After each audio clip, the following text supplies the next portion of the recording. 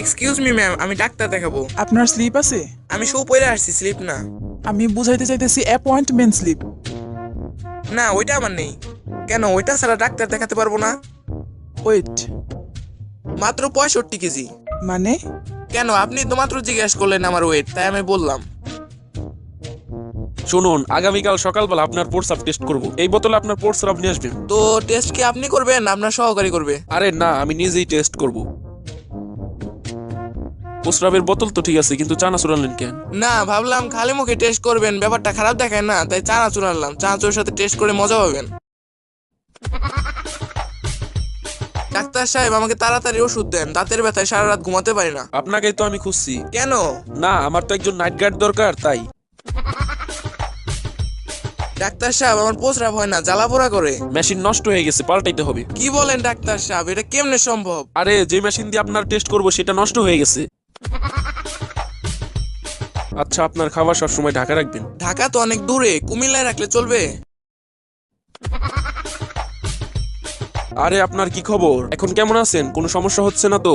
না, কোনো সমস্যা হচ্ছে না, তবে হয়েছে কি, এখন দম নেওয়ার সময় আর ছাড়ার সময় বুকের ভিতর টিকটিক শব্দ করে। তাই তো বলি, আমার এত দামি ব্র্যান্ডের ঘড়ি কোথায় গেল?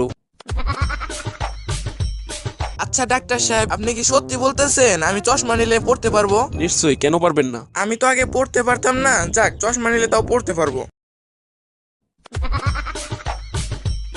ডাক্তার সাহেব, আমাকে কুকুরে কামড়েছে। আপনি কি জানেন না আমার রোগী দেখার সময় বিকাল 4টা থেকে রাত 8টা পর্যন্ত? আমি তো জানি, কিন্তু ওই হতচ্ছাড়া কুকুরটা তো আর জানে না। ডাক্তার সাহেব, আমার একটা অদ্ভুত রোগ হয়েছে। তার রোগটা কিরকম? আমি অল্পতেই রেগে যাই। ব্যাপারটা একটু খুলে বলুন তো। হারামজাদা, তোর আর কয়বার খুলে কইতে হইব? ডাক্তার সাহেব, আমার পায়ে ব্যথা পাইছি। আচ্ছা, তাহলে এই মলমটা আপনি যেখানে ব্যথা পেয়েছেন সেখানে লাগাবেন। ব্যথা তো যায় নাই। তা মলমটি আপনি কোথায় লাগিয়েছিলেন? খাটের কোনায়। মানে? কেন, আপনি তো বলেছেন যেখানে ব্যথা পেয়েছি সেখানে লাগাতে। মনে হয় ওষুধটাই কাজ করেছে। আজ আপনার কাশির আওয়াজটা বেশ ভালো ঠেকছে। ভালো তো হবে, কাল সারা রাত জেগে কাশির প্র্যাকটিস করেছি না। ডাক্তার সাহেব, আমাকে বাঁচান, আমি মনে হয় 10 মিনিটের মধ্যে মারা যাব। আচ্ছা, আপনি একটু অপেক্ষা করুন, আমি 20 মিনিটের মধ্যে ফিরে আসছি। ডাক্তার সাহেব, আমি আমার ওজন কমাতে চাই। তাহলে আপনি প্রতিদিন 5 কিলোমিটার করে দৌড়াবেন। ডাক্তার সাহেব, আমার ওজন তো অনেক কমছে, কিন্তু আমি বাড়ি যাব কেমনে? আমি প্রতিদিন 5 কিলোমিটার করে দৌড়াতে দৌড়াতে বাড়ি থেকে 1825 কিলোমিটার দূরে চলে আসছি। ডাক্তার সাহেব, আমার পেটে অনেক গ্যাস, কিন্তু ভালো দিকে যে আমার গ্যাসে কোনো গন্ধও নেই, শব্দও নেই। এখানে বসে আমি 15-20 বার গ্যাস ছেড়েছি, কিন্তু কেউ টেরই পায়নি। এই ওষুধটা খান, আর 1 সপ্তাহ পরে আসবেন।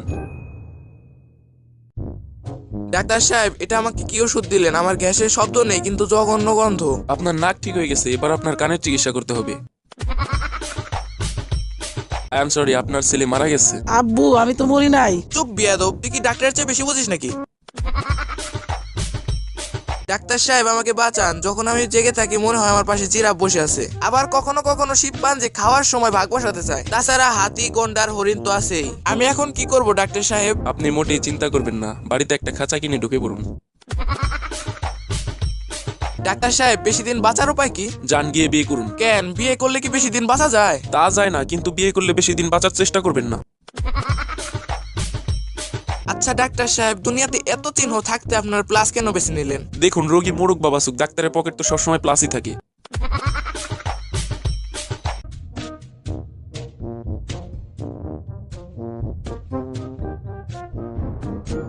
বলুন তো, 3 কে 3 দিয়ে গুণ করলে কত হয়? 398 মঙ্গলবার। 9। এটা আপনি কিভাবে বের করলেন? এটা তো খুবই সহজ, 398 থেকে মঙ্গলবার বিয়োগ করেছি। এখানে বসেন, আমি আপনার পরীক্ষা করব। আমার প্রস্তুতি নাই, আমি পরীক্ষা দিতে পারবো না। আরে, এটা ওই পরীক্ষা না তো, আমি আপনার রক্ত পরীক্ষা করব। আমি আপনাকে কিছু ওষুধ লিখে দিতেছি, ওষুধগুলো আপনি প্রতিদিন 1 চামচ করে খাবেন। ডাক্তার সাহেব, খালি ওষুধ খাইলে চলবে না, চামিচ খাইতে তো অনেক কষ্ট হইব। যান, এখান থেকে বের হন। এক্সকিউজ মি, ফিসটা দিয়ে যান। আমি কি পরীক্ষা দিছি নাকি যে ফিস দিব?